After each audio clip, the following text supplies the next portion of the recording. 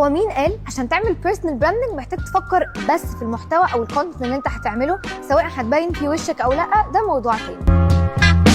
محتاج تفكر في ايه؟ يعني محتاج تفكر في الاوفر اول ديجيتال بريزنس بتاعتك والبي ار اللي هتعمله لنفسك. خليني اديكم مثال. لو انت سي او لشركه كبيره وعايز الناس تبتدي تعرف، انت هنا مش عايز تتشهر، انت هنا عايز الناس في مجالك تعرف حاجتك عباره عن ايه، وتعرف الاكتيفيتيز اللي انت بتعملها كسي او. How'd you fucking do that؟ فهنا هدف المحتوى اللي هتكون بتعمله يكون بيبين ده بشكل ان انت مش صانع محتوى، وفي نفس الوقت تعرف تعمل بي ار كويس قوي ليك، سواء مجلات تكتب عنك، تروح ايفنتس معينه تتكلم، وهتتكلم ازاي وعن ايه ولابس ايه وطريقتك عامله ازاي. فالايفنتس دي عشان تبني لنفسك بيرسونا او بيرسونال براندنج صح، مش هدفها الشهره وخلاص. لان افتكروا لو تعملوا بيرسونال براندنج لنفسكم، الفكره ان انتم مش صناع محتوى، انتوا هنا بتبقوا بتوع بزنس عايزين تستخدموا البيرسونال براندنج كماركتنج اكتيفيتي فالبزنس بتاعك. تقولوا في الكومنت سيس فيجرز، والشركه بتاعتي ممكن تساعدك لو انت سي او تعمل بيرسونال براندنج لنفسك مظبوط.